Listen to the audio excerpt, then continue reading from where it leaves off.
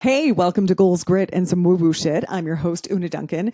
And before we start, I just want to quickly check in and make sure that you have a massive inheritance coming your way. Oh, no? Okay, how about this? Do you know exactly how much money you need? And have you invested it so that you don't have to worry about money anymore? And if you're like, yes, duh, Una, of course, I eat dividend payouts for breakfast, chomp, chomp, then you are going to love my next guest. And if you're like, no, I actually feel a little bit wobbly on my financial plans, to be honest. And I kind of don't know how to fix that without winning the lottery. Then, dude, you are going to love her even more. I am so excited to share this conversation that I had with Ann Wilson, the wealth chef. So Anne began her career as a civil engineer, and she was managing billion-dollar projects all over the world. So as you can imagine, that's the kind of shit that pays pretty well. And yet Anne was swimming in debt. So she then began a journey to not just like get paid well, but to create actual financial freedom for herself. And now her mission is to empower other people to do the same thing. Her best-selling book is called The Wealth Chef, and 100% of her royalties go to the Small Enterprise Foundation, which is dedicated to eradicating poverty by empowering women through microloans combined with financial literacy. In this conversation, we talk about how she went from being in debt to financially free in 8 freaking years, dude, and what you can do if you wouldn't mind maybe hitting that goal. Anne has been featured in the Sunday Times, in Glamour and Cosmopolitan magazines, the Huffington Post, and CNBC, among many others. And dude, I can't believe I got her on the show because I'm kind of obsessed with her, and you are about to see why. Oh, and make sure you check out the links for the show because she gave a gift to you, a Wealth Made Simple training for you to find out your unique financial freedom number and to understand what you need to be investing to create it. Are you ready for this? Okay, here's Anne. Ready to break up with your bullshit? I mean, all those excuses that are keeping you stuck. Because you have one life to live. And if you're not having fun yet, then that's a problem, dude. Welcome to Goals, Grit, and some woo-woo shit. The podcast where you learn about the habits of kicking ass at life. Whether you want to get ripped, get rich, or just get high on life, this is the place to be. Here's your host, best-selling author and feel-good expert, Una Duncan. Anne Wilson, the Wealth Chef, is here. Thank you so much for being here, Anne. It is such a joy. I mean, firstly, to connect with you from our two wild places, to talk about maybe the wildest topic, with its wealth, money, making it sexy and fun. I mean, how cool is this? So I can't wait to dive in. Oh, I'm so excited. Okay, well, let's do it. And I want to take you back to your 20s when you were drowning in debt. So what was the turning point that made you realize, okay, this can't go on. I need to change my relationship with money? I had absolutely followed what I thought was the road to success, doing the right thing. You know, my father had died when I was relatively young. I'd watched my mother, who had always been the family keeper, the one managing the money day to day, but that classic model of the man looking after the future financial well-being, maybe the wife or the woman handling the house. And I was number 5 of 6 kids. So there was very much go study, get a good job. But I also then saw my mother struggling after my father died, really confused about who did she trust? This anxiety of now managing the bigger picture of the money after almost society has told us, don't worry about that stuff. You know, somebody else will look after it. And so the only thing she knew how to do was hope somebody else would look after it. Go to a financial industry, a financial advisor, outsource that with a small pot of money.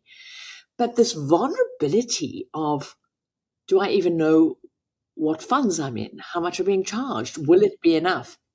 So I thought, well, I never want to be that vulnerable.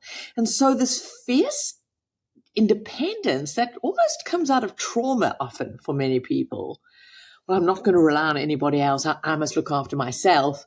So I would almost say an anxiety-driven independence rather than a enlivened or joy or confidence-based side drove me to choose to do engineering, because I thought, well, shit, that's what blokes did, and they seem to have their shizzle better sorted than women.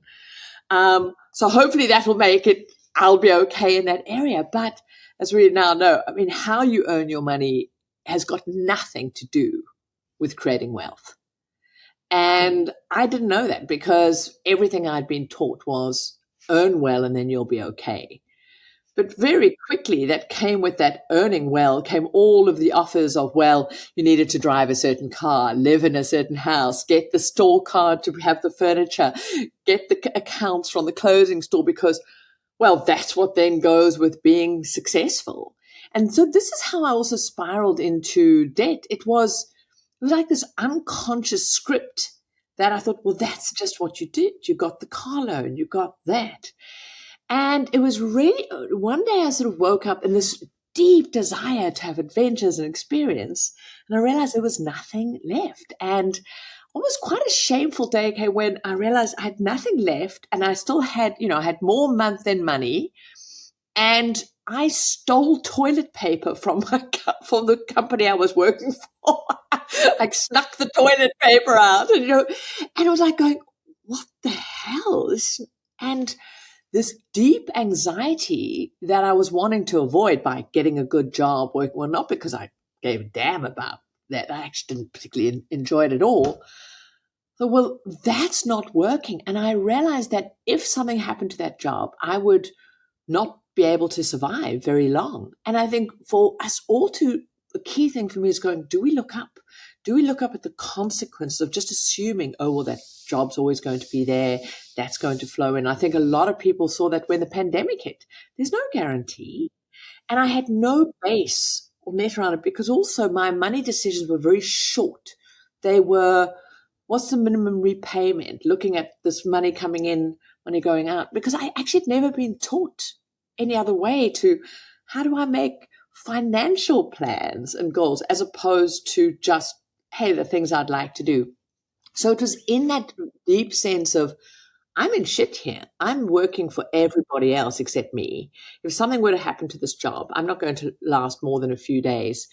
And being South African, I grew up at the height of apartheid. And this was at the deep part of the end of apartheid.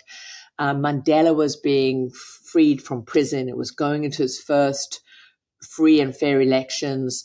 And there was this sort of liberation movement. And I thought, well, there are people doing really brave things for freedom, for their life. And I'm anything but free. And it was that moment I realized I had to do something differently. I had to make my sense of well-being, first and foremost, safety, and then even my liberation, the things that I wanted to do, more important than the external drivers. And something just clicked deeply in me around this whole sort of, nobody else is here to live my life or rescue me. And so that was a first point that I went, hang on, okay, there's another step. It doesn't matter what you earn, but if you don't get a balance, and where is that going? And so I made this choice to say, I'm going to choose me. And then I made it a game, which was very key, to go, I'm not depriving myself. I'm giving myself a gift of changing this. How can I make it? What else can I do? And so that climbing out of a debt hole was really when I could make it as a gift to myself and project beyond the struggle and the negotiation and the deprivation. And I think this has become really key for me in all areas of my life. If I needed to create a strong, compelling future post the outcome of that shorter term goal, which then really made me go, hey, this is just a short term period because that's what I'm going to do. So that was getting out of the debt element and then staying debt free. And one of the things, there is no place in a wealthy life for consumer debt. It just isn't there. There isn't a sort of, for me, it's like crack cocaine. If you want to have a healthy life, it's better not to be putting that in your veins. And, I really look forward to a day when we can have healthy conversations around being consumer debt free. Now, this is completely different from what I call expansion debt or neutral debt, because the challenge is we're also not taught the nuances around money in these four aspects. I know you've just asked me about debt, but one of the key things that I hadn't learned, that income is one thing. We're taught to worship at the altar of income. If my business can just earn more, I'll be okay. If I can just earn more, get that better job. And then the debt principle is, okay, stay out of debt. All debt's bad. But there's two other key components. And this was a big problem. I got out of debt, but I hadn't learned about investing, what actually was going to create freedom. And I hadn't fully understood that my wealthy life was created by how I spent money, not how I earned it. And so that was the next sort of chapter that came. Wow. There's so many things that you touched on there. One of them being that I realized that no one was coming to rescue me. And I've heard that before. And tell me if you agree or if you think this is sexist, but I've heard that especially women have a little bit of a white knight syndrome, maybe especially around money, waiting for someone to come and deal with this for them. And I think this is such an important topic, because to also destigmatize the shame around it, as freedom fighter, as someone who sees myself as part of the female liberation movement, fiercely a fighter of the underdog, to also sit with this deep socialized programming, intergenerational programming of around money. Research shows over and over, often women handle the shorter term financial aspects. So a budget from the household, looking after, making sure everyone's okay, food and shelter, food. And so we've been socialized for a much shorter framework of money management. And there's a sort of story around that the longer term financial well-being will typically go to the more, let's call it the more masculine energy. So even let's look at the energies around this. So the more feminine is seen as the nurturer, the prayer looking after the shorter term well-being. And this was a huge challenge that I had to overcome. And even the shame of it, even admitting that there was a little part of me that just wished somebody else would look after this shit. And this resistance of it. And so, I got out of debt. I then got married to somebody who was even in worse debt. We managed to get him out of it. And there was this tension that we had no idea how to also speak about money in a big way, how we're going to manage it, what are our visions, and then what to do around it. And so I very much went to contraction around, well, if I spend less, but ability to go, well, what does my longer term financial well-being look like? Versus, oh, well, you meant to put some money away for retirement. How boring. Okay, I've got more time to deal with that. Versus this relationship between what do we spend and how do we manage our spend planning, which I prefer to use, versus a budget, versus this medium and longer term well-being. And the stories, as you say, the white knight syndrome, we are fed stories, movies, societal elements that almost success as a woman is finding someone who handles that stuff so we can just get on and do the living, and that almost, so a big element of, for me, a challenge, and I know for so many of my clients now, is this permission piece to feel like you're not cheating, or is something wrong with you if you now take responsibility. It's not a failure. You haven't failed to find that, that white knight, but also that this compassion to know that this is this deep socialized program, because almost to do it is to say, I have full agency in this element, is threatening and can feel a threat. And also there's a side, because it can feel so scary, there's a lovely story that somebody else is there to catch you if you really fuck up. So when we truly just take agency, we realize, no, we're far more empowered when we can be at the helm. And it's not about, I need no one. If we actually look at relationships, when two parties can come in full agency and discuss around investing and take full responsibility, there's no passive aggressive underlying elements or expectations. It's one of the most devastating areas. And so absolutely, I think a huge element is this permission piece to first just recognize that programming, then to go, oh, okay, then to sit in the grief that nobody's coming, and then dive deeper in that grief and go and find the joy and go, oh, the reason why it's nobody's coming, and the reason why is because I've never needed to be rescued. we don't need to be rescued in this area. We've absolutely can do this. And what a wonderful liberation to drop into that, because we were the one we were always looking for. And we were here, I love that and so much. And that I think is this applies to not liberation. even just money, but we're both in online business. In the business Yeah. world, so many people are looking for, please, I just need the one guru, the one coach that's gonna help my business catch fire. And in fitness, it's like, I just need a personal trainer to blah blah blah. And it's like, actually, you're the Yeah, the one. perfect Yeah. exercise. One of the reasons I love the money conversation, the money story, is as a mirror in so many aspects of our life. Because money literally weaves through every aspect of our life, our sense of well-being, identity, our ability to express, our relationships with other people, our sense of worthiness, permission piece, our aspects around what we can and can't have, what's fair and not fair. It's so beautiful. It's such a beautiful opportunity to look. And as you say, where do we look in life for something to rescue us versus then, okay, you know what? It's up to me. And then we come to consistency. Can we learn it? What's the behaviors? All of those elements. So completely, nobody's coming.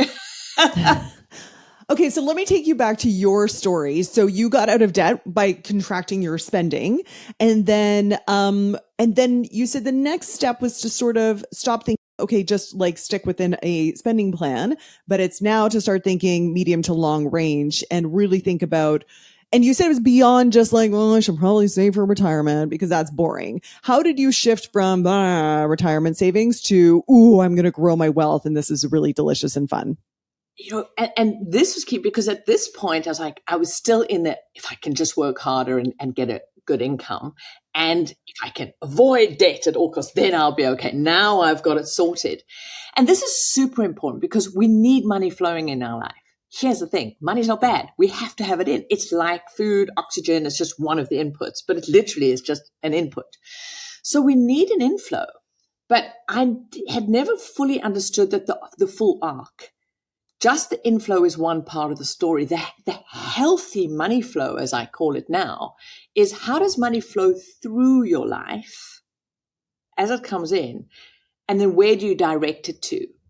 And so at that point in my life, I was just going, oh, well, if I can contract myself enough, if I can have no desires and needs, then hopefully if I can reduce the outflow, that contracted spending, so I can save more, because I had no clue about investing. I was still just, you save, stay out of debt. But this was the problem. The quality of my money flowing through my life was depleting. It was a thing that just actually contracted my soul, my being. And we see this in a lot of relationships. So that often can be for many of us who maybe have some money traumas. We can feel, well, if I can just control myself. So really interesting, you talk about eating healthy or exercise. Well, if I can control my eating, if I can just not eat, no calories, and I'll be okay. Or and it can be quite a punishing energy rather than, hey, I get to direct this money in my life as a resource, just like my time, my energy, my calories. What's the quality of that? And is it going to the things that are generative, that serve me and lift me up? So I'm going a lot of leaps down the line. But that was only come from now the years of really going into the depths of it. So at this point, I was just, well, let's just spend as little as I can. And that meant, can I control myself? And so I was becoming unhappier and unhappier in my relationship. It was everything about what we couldn't do, not what we could. But directly linked to that was because I had no idea how much was enough. And I think this is a huge challenge for most of us. We've never been taught that there actually is an enough point. Not just a kind of, oh, well, settle and don't be greedy and settle for enough, but what did I actually want from my life? Well, how did I want to be living, rather than this pervasive story that we're told that success is just more. If you get more in, you should just consume more. And then, well, you can go on more expensive holidays and you can have more homes and let's have 17 baths. I mean, how many baths can any one girl, lie in at any one night? And so there was no aspect of there was actually a destination. I just knew that I wanted to feel less worried about money. I just wanted to feel safe. I wanted to feel that I could do more, but I had no idea, well, what did that mean practically? So what did that mean in terms of how much money did I need? Assets invested that could pay for that lifestyle. And so this is a massive issue. We're not taught what financial freedom is or financial liberation is, where essentially, so let me dive in. We're financially free when we have enough investments, assets that can pay for the lifestyle we choose. So this is really important. There's a lifestyle that we need to choose and decide on, which is going to have a price tag. And this is a radical thinking because, like so many people, I thought I just spent what I earned and that defined my lifestyle. Instead of having to go, well, sweetie pie, what the bleep do you want? You mean I can say what life I want? And this is huge. I mean, I love so much of your story where you've experimented going, well, let's go and try out living in different places. What do we want? And I think as women and just as people, we are socialized into just, oh, well, what's available and scrapping rather than actually designing our life and then going, what's the price tag? So that then just starts defining, well, how much is enough? And because I had no idea what that was, the whole pattern was, well, I'll just keep hoarding and hoping that at some point I'll feel like there's enough.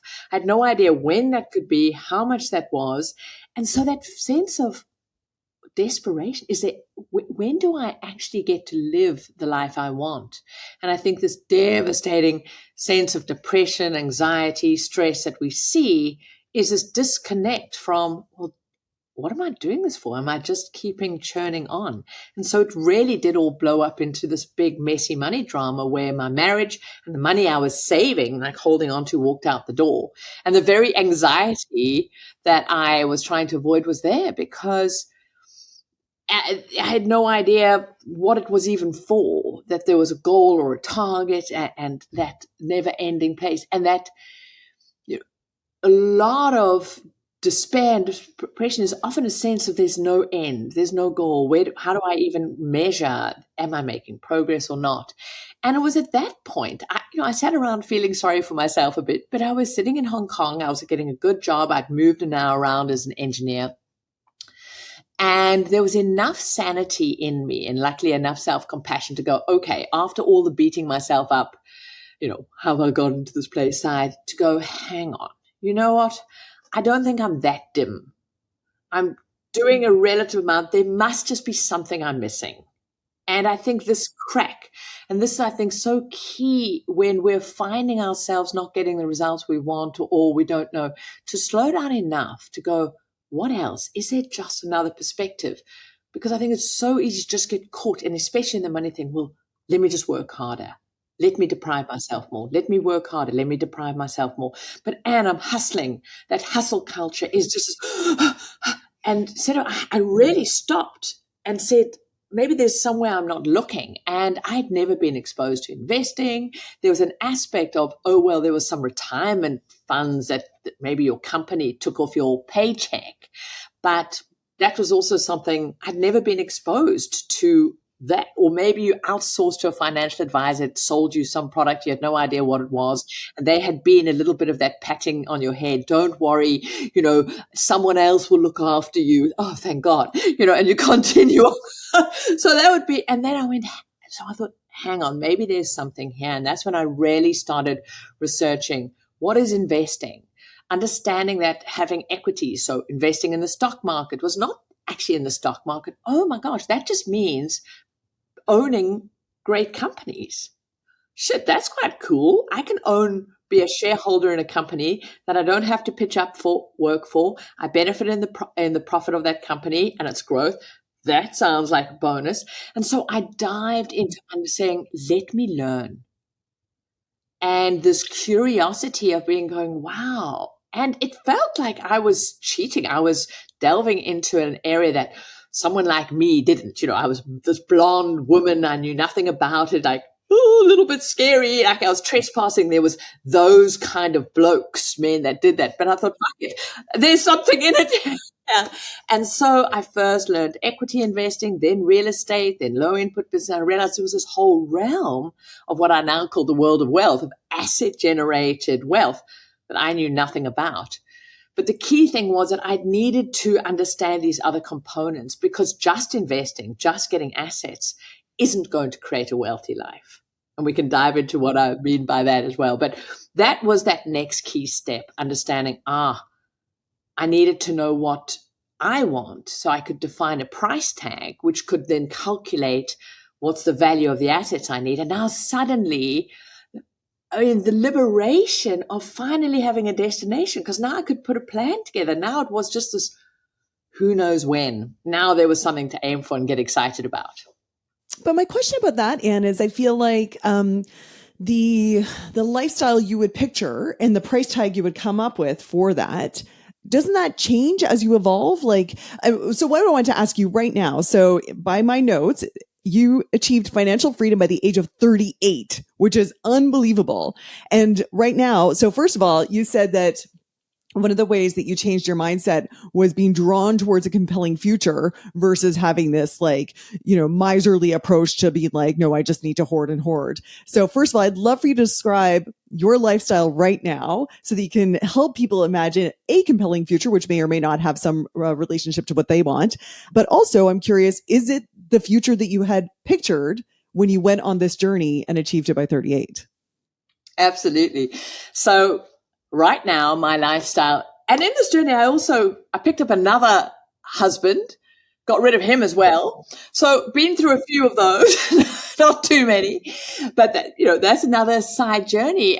So right now I live my primary home, although I have a few and I'm about to explore in Europe. I live in African bush. I live in a game reserve, a nature reserve, one of the most iconic game reserves in the world, called the Kruger National Park. And I have no fences around me. So I was just saying to an elephant had just walked past my door. And so, yeah, elephants and lions and elements. And it's the most extraordinary privilege. Conservation, the wilderness, wildlife is deeply important to me. And so I have a beautiful home. I love art and I get to see friends. And I also still travel a fair amount, a lot less than I used to pre-COVID, I think, for many of us. And I get to run a business from wherever I want, literally here, serving amazing people. And I've just had a team meeting. And so I still get to contribute and add value whilst having fun. I go on game drives, but we'll be in a month or so's time, I'm going to be heading off to Portugal and then Italy.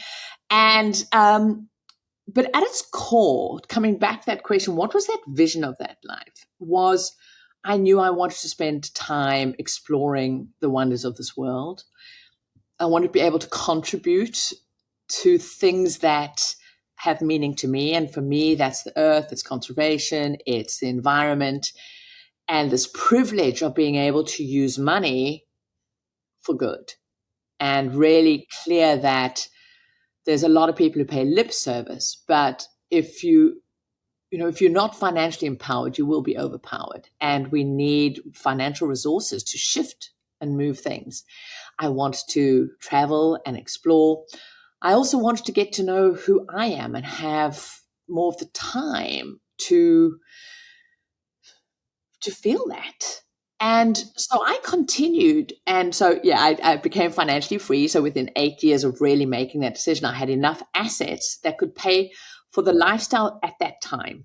So this is important. So yes, it shifted. So my chosen lifestyle does shift and evolve. And I allow that to be because we do, some goals we have at one time, we might complete in that. But what might be interesting to you, Una, the price tag of my lifestyle has actually gone up even less than inflation. It's basically stayed the same in about the last 12 years. Now, my net worth continues to grow. The amount of money my assets earn continues to grow. And so now my goal is how much more can I have available for me to put to conservation and elements, because I have been able to separate my money and how much comes into my life from what I spend because I'm truly comfortable with my life. So there's no, well, I've got X amount in, so let's go on a fancier holiday. And that incredible freedom to separate out the choices I make about how I spend my time from the money I have. But I had to get to the point where I had more money than the choices that I want. But I think it's such an important story because often we're told that financial success is going on a certain, we should be going on more and more expensive holidays. We should be spending, and there's no shaming on this, but I'm really clear. I know, and I've slowed down enough to know what I enjoy. And I also really appreciate the value of money. And so I'm still I'm value conscious. I wouldn't say price conscious. I'm value conscious because the gift of money and the gift of having the privilege to be a great custodian to it is a gift. I see it as seeds that it's my responsibility to make sure that I nurture it and get value from it in every way. And then where I get to direct it is a responsibility. So, this link between lifestyle. And so when I think back when I started, the energy of my desired lifestyle is very aligned. And so when we start envisioning what we want and vision boards, yes, absolutely. Put the yacht there or the first class business travel or a certain kind of home. But I think what's so super important is to slow down and go, well, what's the emotion I want to feel underneath that? And go, because this also allows us to recognize when we're achieving that, the packaging might look different, but the content is there. And so you speak about the evolution of that. I always love the idea of having time in the bush. But when I was, starting this journey in my early 30s, there was no way I could, my mind couldn't even visualize owning a home this large, as far large in the middle of the bush that I lived in. But the essence was I wanted to spend time in the wild, in the bush, contribute to that. And so I think this is the essence of when we're doing goal setting, visioning, planning, to also know we're allowed to change it. And so a lot of people get very afraid of going, oh, but Anne, if I say that this is my goal and my lifestyle that I want and I work out my price tag, is that it? Am I locked into that? And for many of us who've got a high freedom value, just committing to something can feel very scary. But this is the paradox. Freedom means we have to choose. This is the paradox of freedom. A lot of people think freedom is just endless options and choices. So when we come to investing, when we come to manage our money, often a lot of people don't want to lock down a regular, consistent investment amount.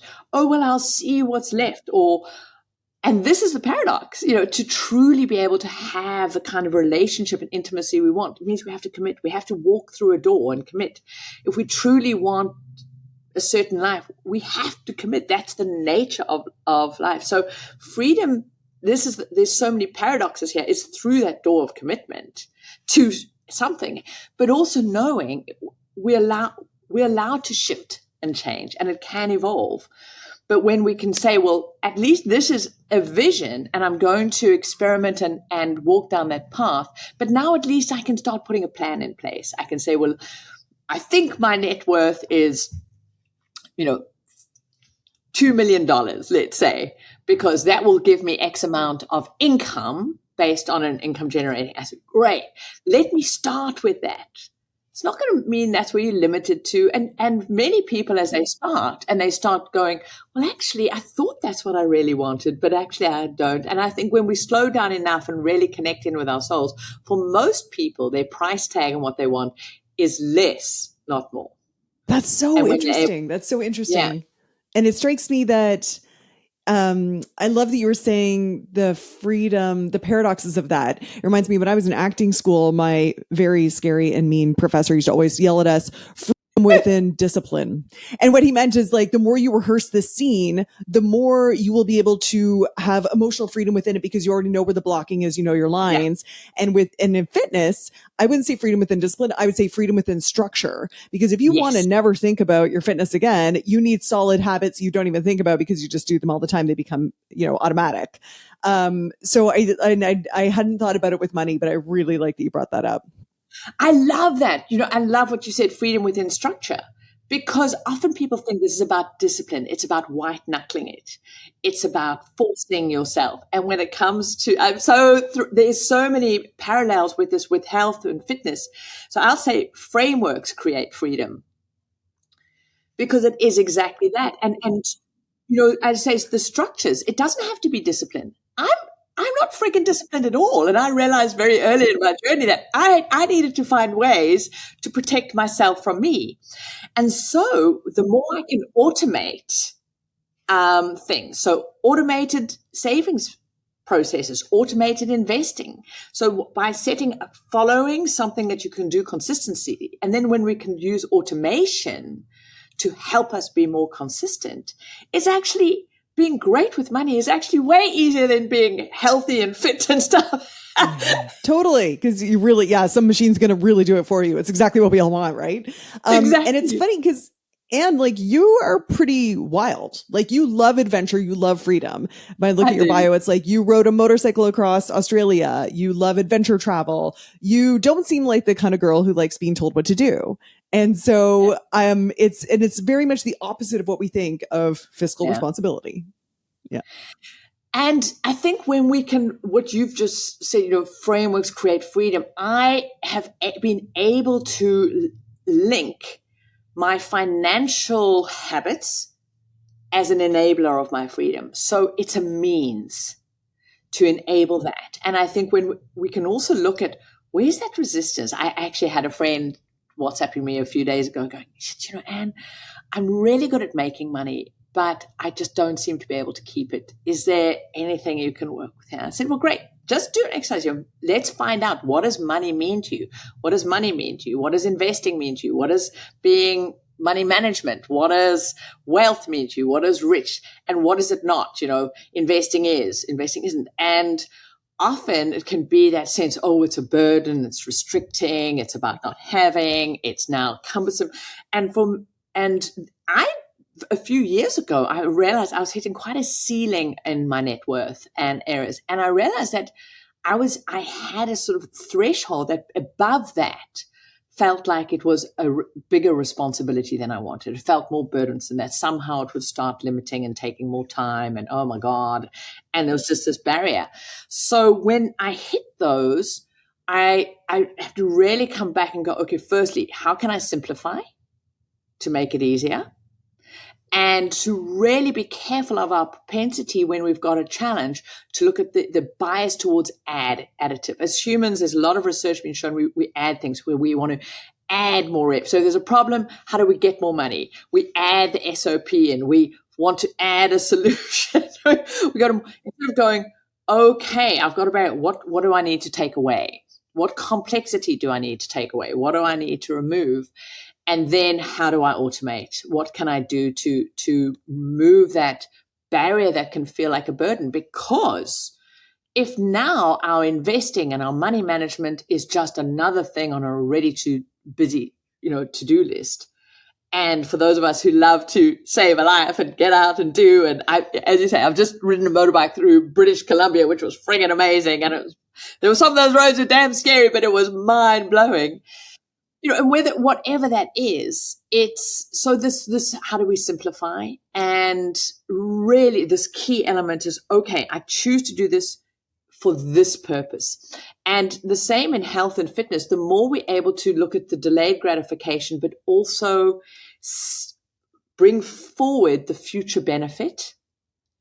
And so using visualizations, seeing that life, for a lot of people getting out of debt, it can feel tough doing that work. Using practices of visualization, remembering why you're doing it, use that gamification of small successes and wins, rewards in between really helps. And then celebrating, like going, So you can stack it on and go, oh shit, I did that hard work there and look what I've got now. What's that next goal?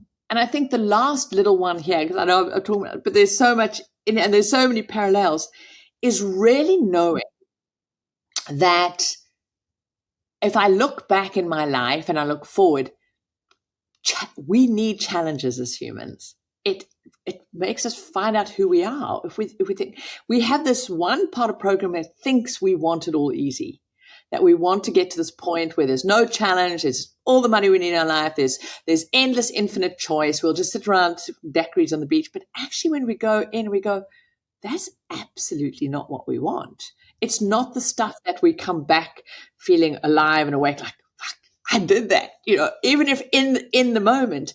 And so I think this is why I also do the things like climbing Kilimanjaro or going on a scary motorbike or doing hikes. And many of them, sometimes when I'm in it, I will go, what the bleep am I doing? Why the hell did I do this? Because it's always afterwards I realize, wow, that sense of achievement. And so when I have a financial goal, I also remember that there will come a time where I'll look back and be deeply grateful because who I'm going to find out about myself. So yeah, the ability to delay gratification, bring future benefits forward, and just remember as humans and gamify. And I think the last thing, there's so much more to say, but I remind myself I get to do it. I don't have to. There's no obligation for any of us to have great financial well-being. There's no moral judgment. Nobody's going to go, oh, well, Anne's living in a gutter on the bench. Actually, no one gives a shit. It's my life to live. So I go, oh, there's no obligation here. I get to do this. And I get to then experience the consequences of those choices, whatever they are. I could deem them good, bad, whatever. It doesn't matter. It's just a set of consequences. And I get to choose it and do it. And that's the ultimate freedom. So we get to do it. We don't have to. I love that. And I love that you mentioned that we actually like challenges more than we think we do. And I'm always telling my clients this because often people will say like, I just want to have a break from all this, fitness, blah, blah, blah. And I'm like, well, you might think you do, but you probably don't. Cause I tell them, remember March 2020, everyone was sitting on the couch, drinking too much, binging, everyone's freaking out. So and the world was so stressful that everyone gave themselves permission to relax, to just indulge, to do whatever felt good in the moment. And I'm like, how'd that go for you guys? You probably did not feel good about that. We want challenges. We want to rise to them.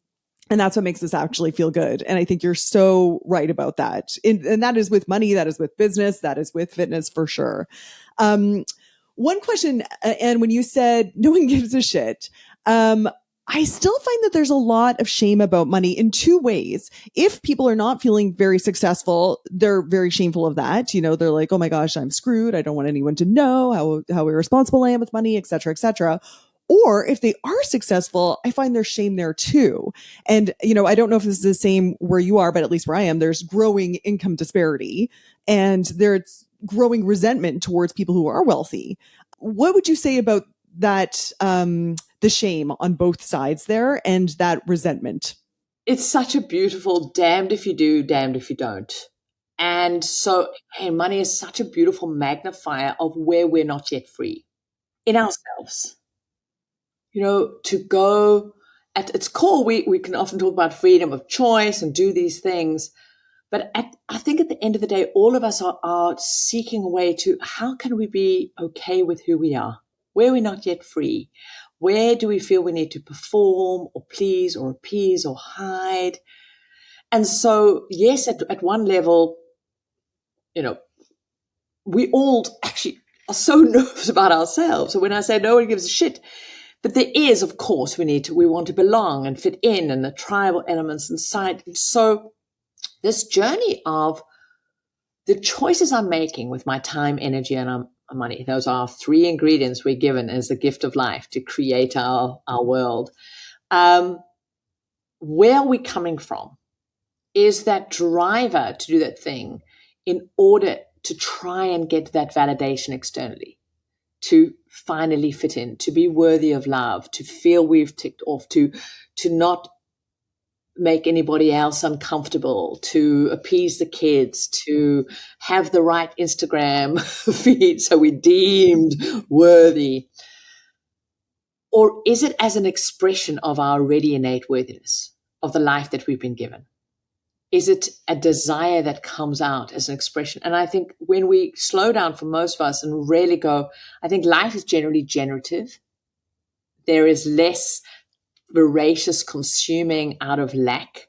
Because when we try and fill up our worthiness and our enoughness externally of us, you never can. It's insatiable because there's always going to be that next thing, that FOMO, that judgment. So I'm going a little bit woo-woo here, but so there's this in versus out. And so I think a huge journey is, again, from whence is this desire coming from? Am I trying to meet a need outside of me, or to please or pacify? Am I feeling unsafe, not okay? Or is it, shit, I want to create this business because I want to contribute this and that, and then using the money as where's our money flow through? Because money itself has no meaning. It has no energy. It has got it's just an exchange. We create the energy around, and we literally given the privilege of where it goes. And so from whence it comes, not the money, but the energetic direction of where it goes to expands that thing. So if we are coming from lack about ourselves and our worthiness, or judging, or feeling we have to, it will just magnify and perpetuate that. And I think there's this deep anxiety, deep not enoughness is being magnified around it.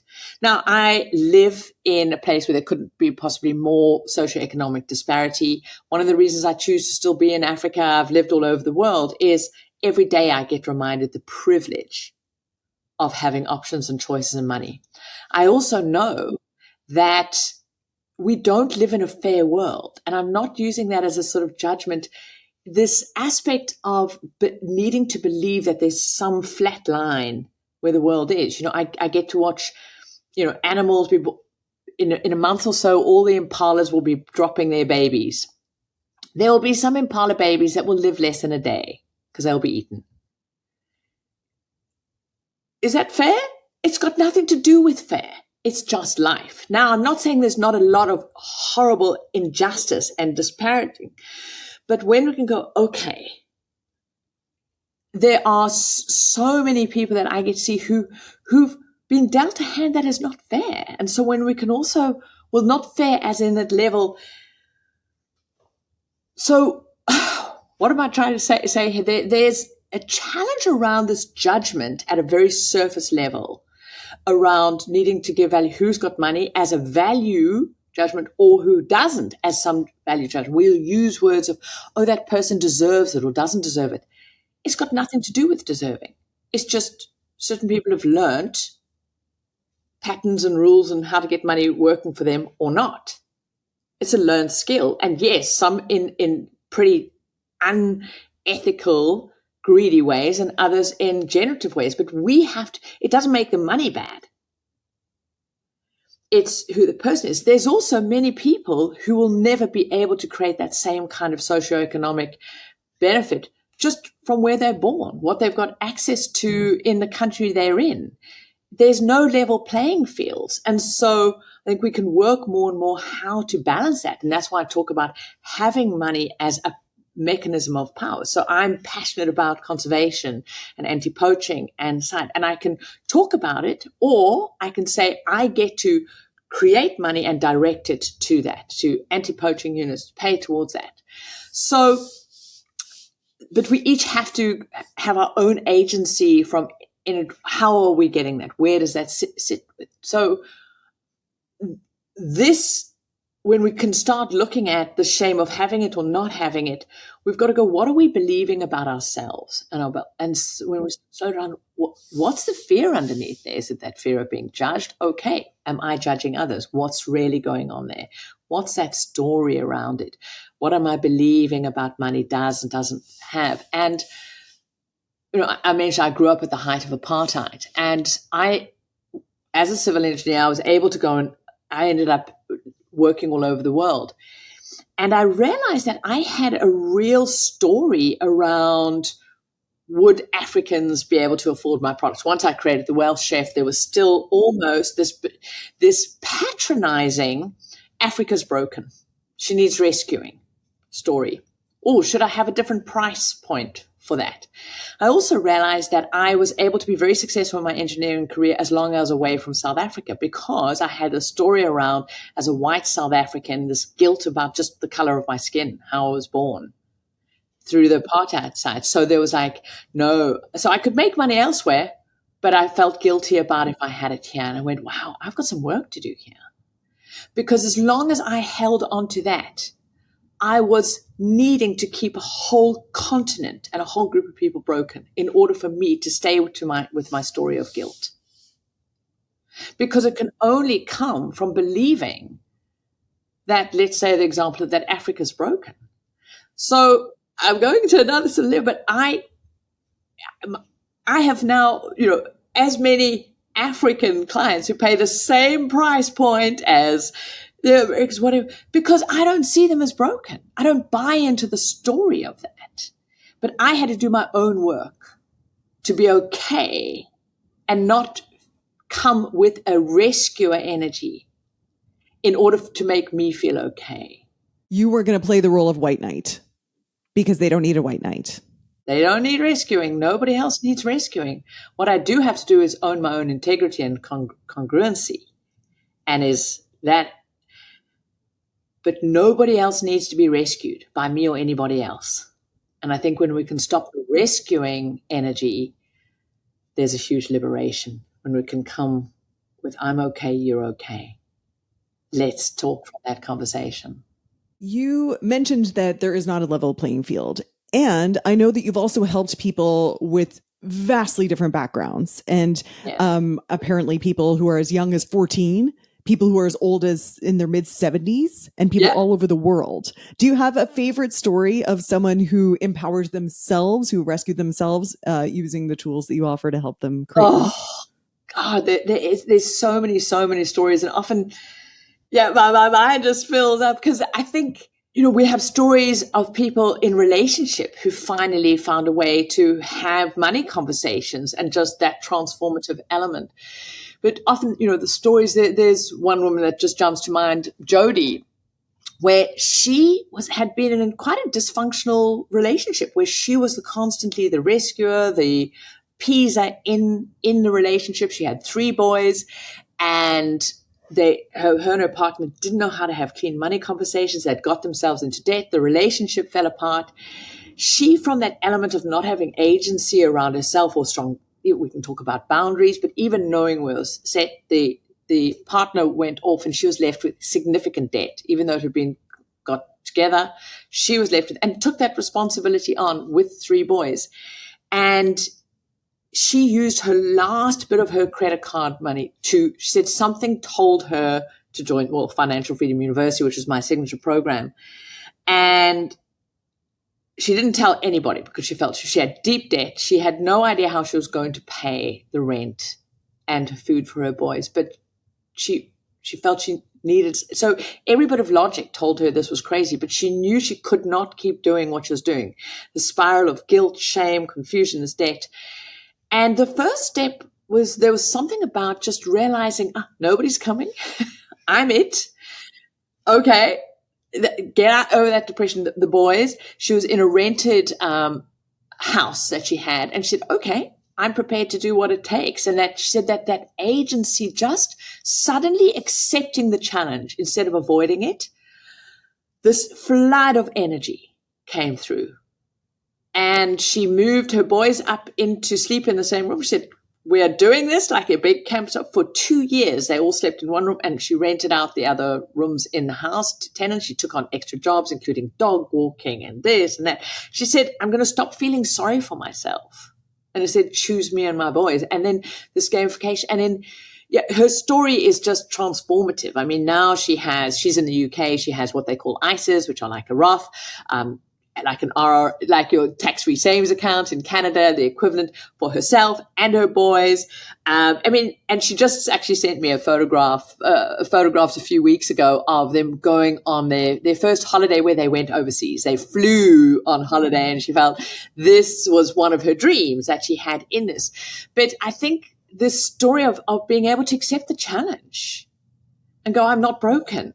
Okay. Just take back that agency there are so many stories that I could share, but I think, sometimes those sound like the more powerful ones, but often it's also just somebody who's felt afraid to fire their financial advisor because this is scary. And this story of, you talk about nobody's coming, of going, I'm that one, and going, that sharing of the power of going, this is not so confusing. Every time somebody goes, yay, I did that first investment for myself, not, needing that financial advisor, is just the greatest success, and these little liberations. But I think ultimately it's that sense of self-worth, that sense of finding agency that comes from this ripple effect, and this beautiful gift of starting to feel safe to be our true, freaky, fabulous, wonderful selves. When we realize actually we all freaks, we all have a unique,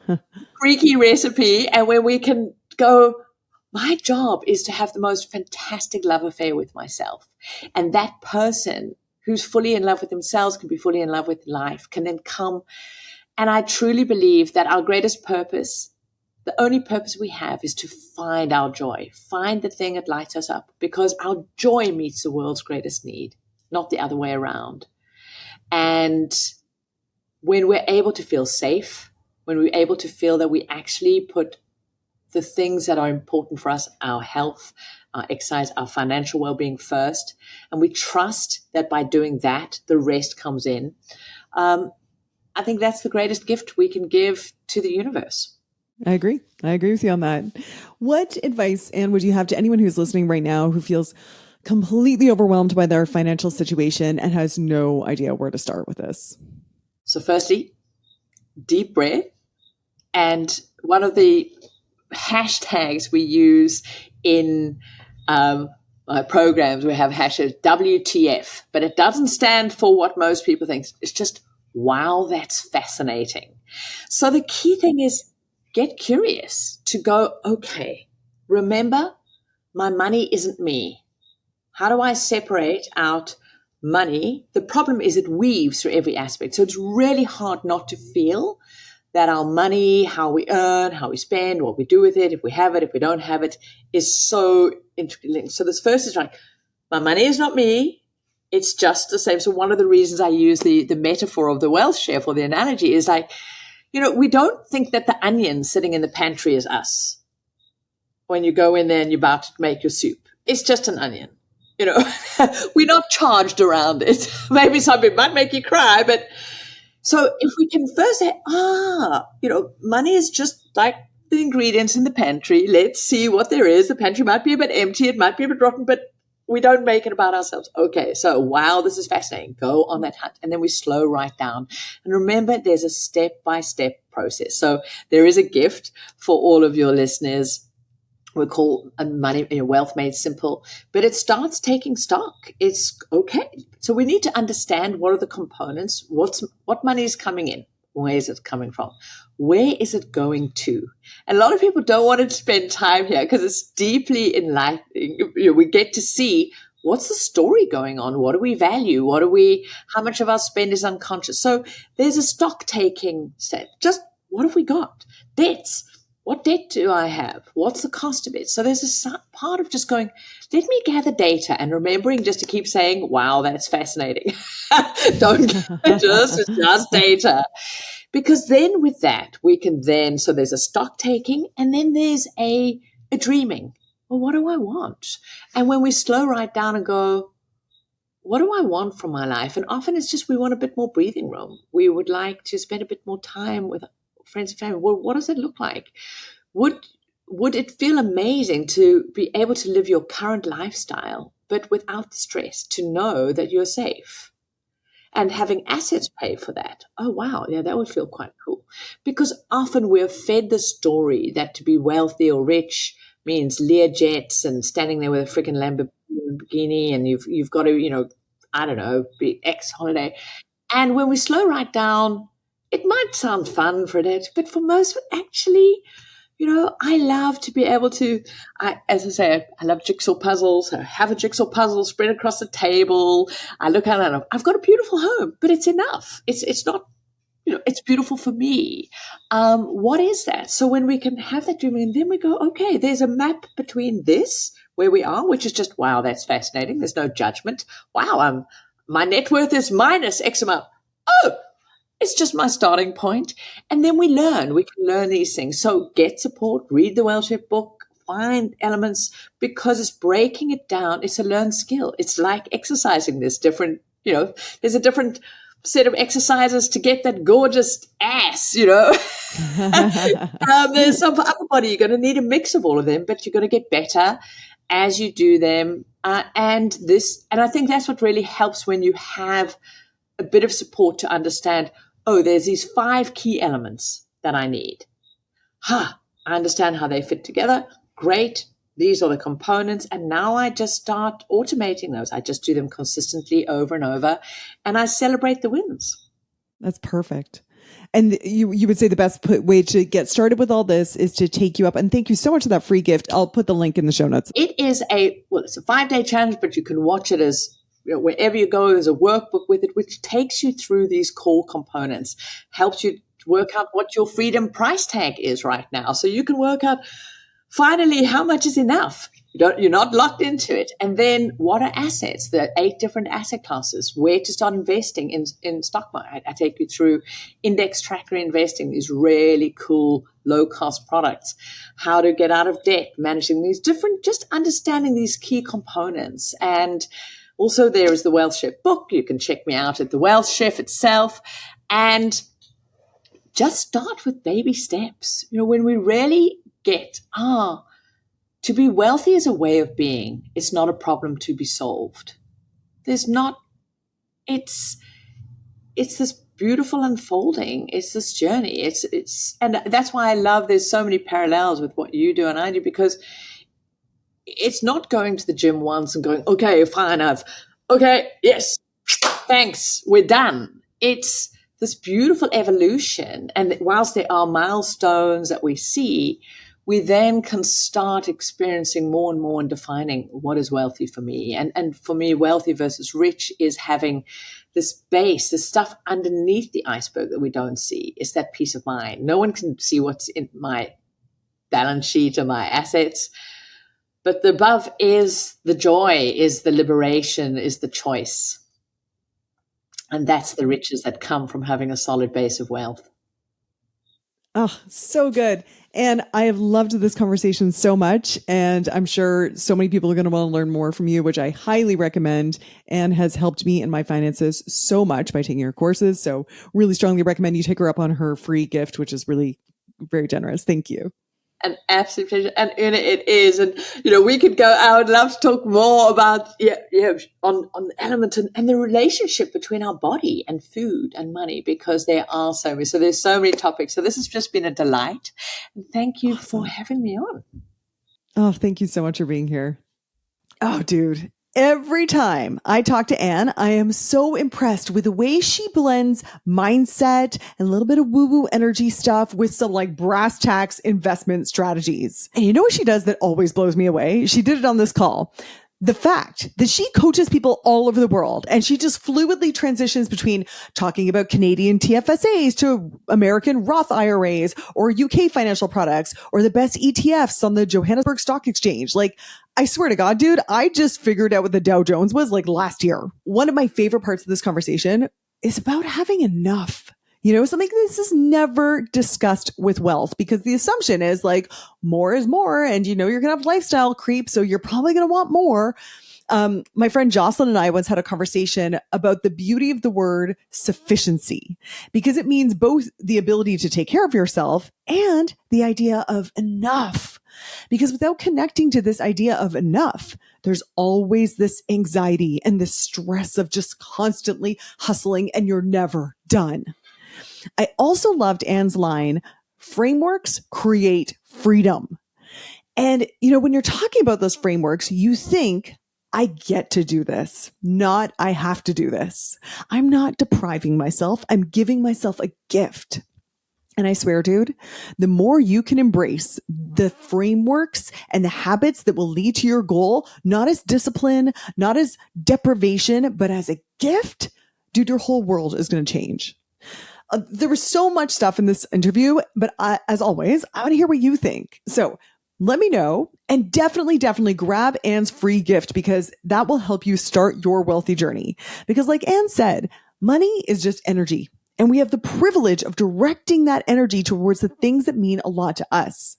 And listen, if you know someone that you think would be a good steward of that energy of money, dude, make sure you forward this episode to them so that you too can create your beautiful, healthy, wealthy lives together. All right. Until next week. Hey, dude, thanks for listening. If you like this episode, make sure you're subscribed so you can get the next one. And by the way, if you rate and review this podcast, it really helps me get found by other people who need some goals, grit, and some woo-woo shit. And be sure to connect and DM me at Una Duncan on Instagram and let me know what you thought of the episode. Chat soon.